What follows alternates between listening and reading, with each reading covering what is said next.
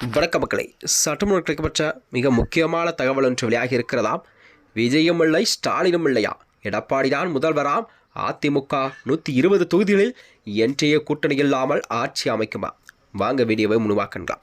அதாவது தமிழகத்தில் வரக்கூடிய இந்த 2026 சட்டமன்ற தேர்தல் என்பது ஒரு மாதம் மட்டுமே இருக்கும் சூழலில்தான் அனைத்து கட்சிகளுமே தங்கள் கட்சி பணிகளெல்லாம் தீவிரமாக செயல்பட்டு வருகிறது. அந்த வகையில்தான் அனைத்து கட்சிகளும் தனது பரப்புரையை மேற்கொண்டிருக்கிறதாம்.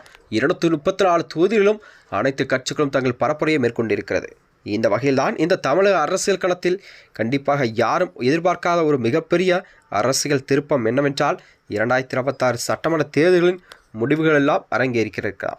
அதாவது கடந்த சில மாதங்களாகவே தமிழக அரசியலில் எடப்பாடி பழனிசாமியும் மு.க. ஸ்டாலின் மற்றும் புதிதாக ஆரம்பித்துள்ள விஜயின் தமிழக வெற்றி கழகம் ஆகியோருக்கான கண்டிப்பாக மும்முனை போட்டி நிலவி வந்த நிலையில்தான் அனைத்து கருத்து கணிப்பிலும் கண்டிப்பாக தவிடுபடியாக்கி அதிமுக தமிழகத்திலே ஒரு மிகப்பெரிய வெற்றியை பதிவு செய்யும் என்பதை இந்த அரசியல் வட்டாரங்கள் தெரிவிக்கிறதா.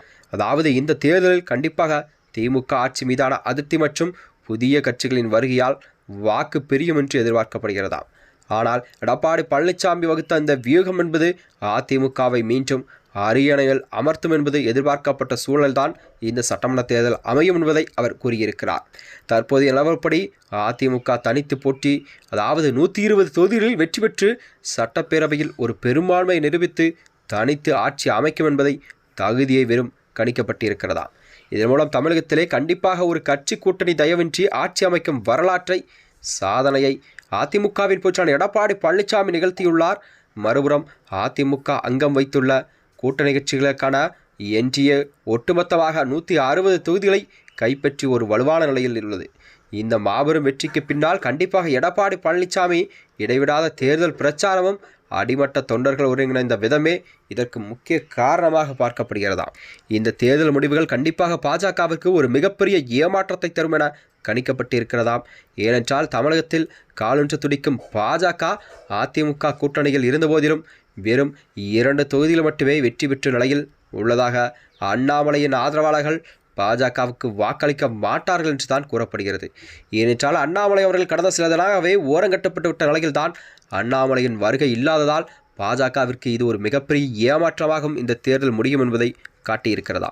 எடப்பாடி பழனிசாமி மீதால் வைக்கப்பட்ட விமர்சனங்கள் மற்றும் கட்சியில் ஏற்பட்ட பிளவுகளை தாண்டி அவர் ஒரு திறமையான அரசியல் தலைவராக தன்னை நிலைநிறுத்திக் கொண்டுள்ளார்.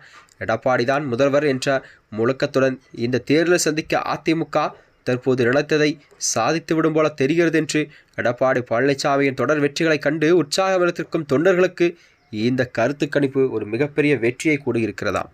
மேலும் இது போன்ற விடயங்களை தெரிந்து கொள்ள நமது சேனலை மறக்காமல் சப்ஸ்கிரைப் செய்து கொள்ளும். நன்றி, வணக்கம்.